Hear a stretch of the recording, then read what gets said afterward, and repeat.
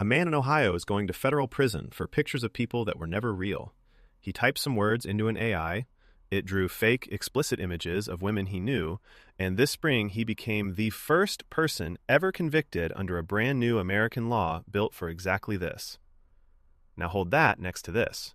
Another man cloned the president's voice with AI, robocalled thousands of voters, and told them to stay home on Election Day. A jury looked at all of it and let him walk. Not guilty. Every count. Same technology. One is headed to a cell. One went home. So here is the genuinely strange question and the whole point of this video. In 2026, which deepfakes actually send you to prison and which ones are legally completely fine? Because the line is real, it is brand new, and it is almost never where people think it is. No doom, no hype. Let's find the line. First, the thing that changed. For years, this really was a gray area. You could fake almost anyone doing almost anything, and the law just shrugged. That era is over. In May of last year, the United States passed its first federal law aimed straight at this. It is called the Take It Down Act, and it makes one thing a federal crime: sharing intimate images of a real person without their consent. And it says right there in the text that includes AI fakes. Get caught, and it is up to 2 years in prison for images of an adult, 3 years if the victim is a minor. Every big platform now has 48 hours to pull a reported image down once you flag it. And this past May, the government actually started enforcing that, sending warning letters to Apple, Google, Meta, Snapchat, TikTok, and X. And that is just the federal floor. On top of it, 47 of the 50 states have now passed their own deepfake laws. Which brings us back to our man in Ohio, the first person convicted under the new law. He is, as I record this, still waiting to be sentenced, but the precedent is set. This is no longer theoretical. So, does that mean any AI face swap is a one-way ticket to prison? That meme you made of your friend as a superhero? Relax. No. And this is the part everyone gets wrong. The law does not actually care that the image is fake. It does not care that a robot drew it. It cares about one thing: what you did to a real person with it. So let me give you the ladder, top rung to bottom, the stuff that gets you a cell down to the stuff nobody will ever touch. At the very top, the jail zone, non-consensual sexual images of a real person. This is the one the new laws were built for, and it is where almost every actual prosecution lives. And it gets more serious, fast. If the face belongs to a child, it stops being a legal gray area entirely. A fake sexual image built from a real, identifiable kid's face is prosecuted like the real thing. Prosecutors have said there is, quote, no distinction. But I generated it, it's not real, is not a defense. It is the crime. And this is not some rare edge case. One big survey found that around 2.3 million American high schoolers say fake explicit images of a classmate have shown up at their own school. Kids, making them of other kids, mostly not understanding they just committed a serious crime. Down one rung. Fraud. Using a deepfake to steal money. You have probably heard the big one. A finance worker at a global firm joined a video call with his chief financial officer and a few colleagues and wired out roughly $26 million. Every single person on that call, except him, was an AI fake. Here's the thing, though. There was no need for a shiny new deepfake fraud law to charge that. It is just fraud. Old-fashioned wire fraud and identity theft, crimes we have had on the books for a century. The AI is only the mask.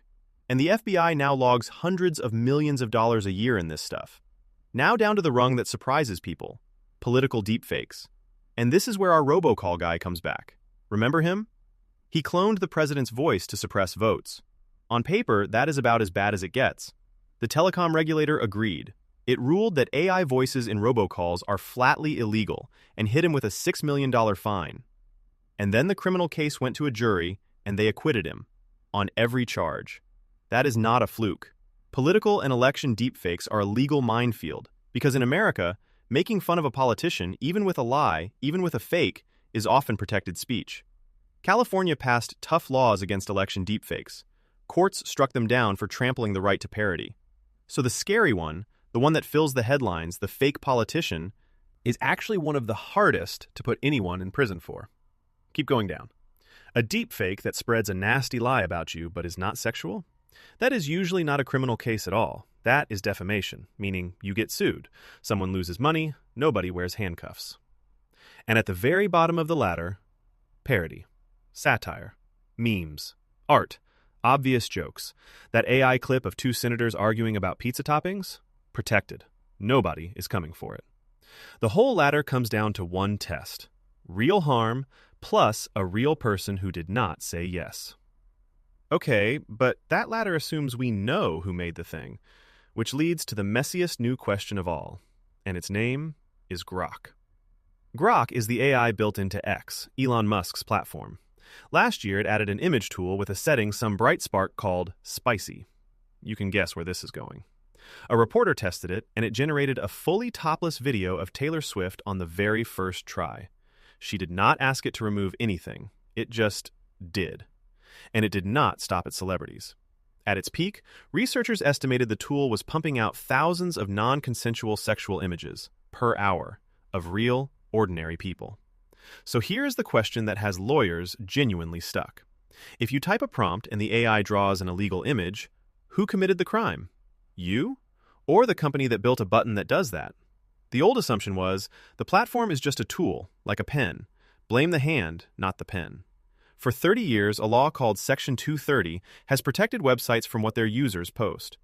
But a pen does not invent the picture. Grok does. It creates something that never existed, and a growing pile of lawyers argues that when the machine is the author, that old shield may not hold. So the clever move the victims made? They are not just suing the users, they are suing the AI company itself and treating Grok like a defective product, like a car with no brakes. There are at least 5 of these lawsuits stacked up against Musk's company right now. A Supreme Court justice even hinted that AI-generated content might not be protected at all. Nobody has settled it yet. Europe was less patient and opened a formal case that could cost the company up to 6% of its entire global revenue. The honest answer to who is liable today is possibly both of you, the person who typed it and the machine that drew it. Now zoom out, because where you live changes everything. The world is quietly splitting into 2 camps. Call them label it and lock you up. Europe is the label camp. Starting this August, a new rule says if you make a deepfake, you have to clearly disclose that it is AI.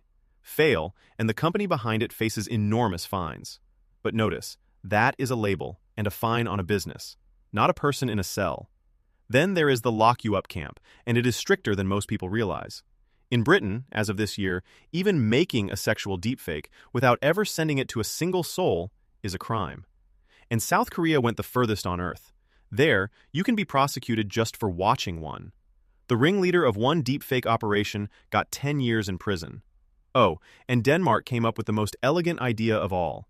It moved to let every citizen legally copyright their own face, your face, as intellectual property. Fake it, and you have infringed a copyright, and you can demand it comes down. So, same technology, a dozen completely different rulebooks. Which leaves the real question. Is this the lawless Wild West everyone screams about? Or are you one bad joke away from a cell? Honestly, neither. And this is the part the panic leaves out. For every one of those laws, there are millions of deepfakes and only a trickle of prosecutions. Most creators are anonymous and never found. The single most famous criminal case, our robocall guy, ended in an acquittal. When researchers actually studied 78 election deepfakes, they concluded the political panic was, quote, not an AI problem. And the technology that could prove what is fake, a kind of digital watermark, mostly gets stripped away the second you upload anything. So no, the casual, harmless, obviously fake stuff is essentially never the target. The law here is not a giant net thrown over all of AI. It is a scalpel, and it is aimed at exactly 2 things: sexual harm and stolen money. So where does that leave you, specifically? The line is actually simple. 2 words: harm and consent. Do not make sexual or fraudulent deepfakes of real people. That is the whole jail zone right there. And remember, it was just a joke, and but it's not real are not defenses. They are, sometimes, a confession. If you post AI content into Europe after this August, just label it. And if this ever happens to you, know that the law finally has your back. Platforms must now pull it in 48 hours, and a free tool called Stop NCII can fingerprint the image on your own phone, so sites block it automatically. Because here's the thing, this whole strange, scary story keeps trying to teach us. The question was never really, is a deepfake illegal? A picture is not a crime. The law does not care that it is fake, and it does not care that a robot drew it. It only ever cared about the oldest question there is. What did you do to another human being? The camera was never the criminal. Neither is the algorithm. It is still, always, just the person holding it. If you want the next confusing AI story turned into something you can actually use, calm, clear, no panic, and no hype, hit subscribe. That is the entire job of this channel. AI explained without the hype, so you always know where the line is, before you are standing on the wrong side of it. I'll see you in the next one.